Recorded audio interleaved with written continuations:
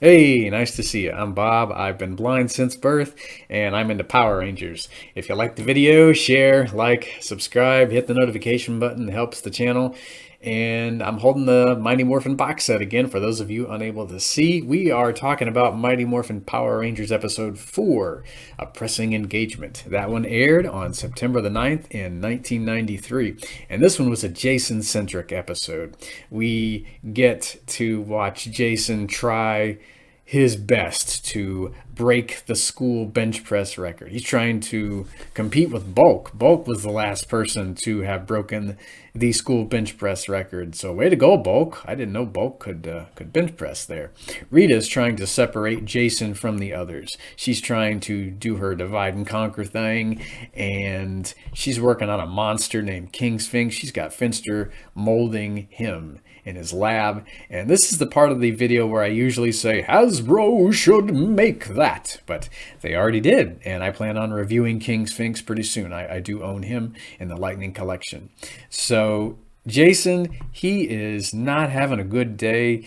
He's being distracted by folks on skateboards and folks with giant bubblegum bubbles, and Ernie is not able to keep count with all the shenanigans going on in his youth center in his juice bar. If I was there, I don't even know if I'd be able to be a good spotter for Jason. I don't think that would I don't think I should be allowed to do that.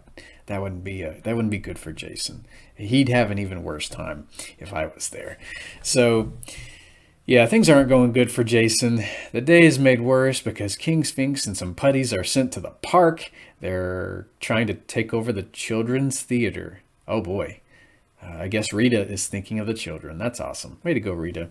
So, three Rangers morph, and it is a very short bout because King Sphinx, he blasts Kimberly and Zack away with his big old wings. They are demorphed and they're teleported somewhere else in Angel Grove, maybe back to the juice bar. I don't know where they wind up. I guess it's back where they were. It's kind of nice that he deposited them somewhere safe. He's a generous monster, but not generous to Jason because Rita teleports him somewhere else entirely. I think someone described the location once as a desert setting, I think, if I remember correctly. And King Sphinx and Goldar are both there. Rita makes him grow. She's really rubbing Jason's bad day in his face. They are trying to squash him, and Goldar is trying to blast him with his giant eye lasers and probably trying to stab at him with his giant sword, and King Sphinx is trying to squash him with his giant question mark scepter thing. It's giant everything, and Zordon is not able to find Jason. And until he does mention the power crystals. This is the first episode we get to see the power crystals in use, and they go to Billy's lab garage combo, and I think Billy and Trini are working on something bubbly. It sounds like polyjuice potion. I don't know what it is. I don't know what it is, but they do send the power crystals to Jason, and Jason receives them via his sword. And the other guys show up and they summon the Zords. They turn into tank mode, Megazord tank mode there. They blast at Goldar and Sphinx with the cannons. They go into battle mode. They're punching each other, probably kicking at them too. It's not an easy fight. Megazord goes back into tank mode, then back into battle mode. They're morphing the heck out of their Megazord today, and they do eventually finish King Sphinx off. And it's the first time we get to see that finishing slash from the Power Sword. I always love the sound effects that would be initiated whenever the finishing slash would go into action. I bet you it was pretty cool watching Megazord gather his energies, and man, King Sphinx didn't stand a chance. And Goldar, of course, he goes back to the moon. Rita's mad. And Jason, of course, Jason breaks Bulk's record.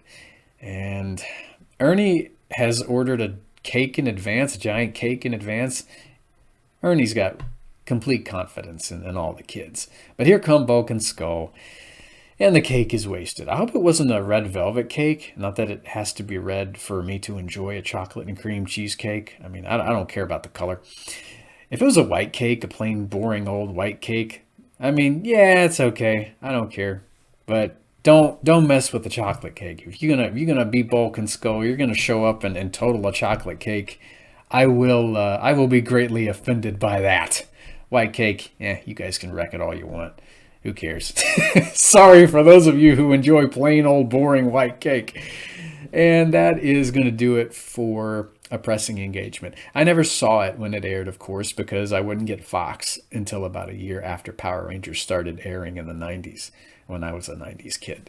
I wouldn't see the episode until 7th or 8th grade. I had no idea they made an episode in which they got their power crystals for the first time. So I was a pretty good first, and unbeknownst to me, it was the first time that Megazord used his power sword as a finishing move. So yeah, pretty cool. Next time, we're going to be talking about Different Drum. So be here for that. And we're going to be talking about Rita's gnarly gnome monster. And I do plan on reviewing King Sphinx and the Lightning Collection pretty soon. So stay tuned for that review, that figure review. I will hear you guys next time. Don't get stepped on by giant sphinxes. And for the love of Zordon, don't ruin chocolate cakes. Don't you dare. I will be greatly offended. And anyway, I'm going to go more in the loss of whatever cake this was, unless it was a plain old white cake.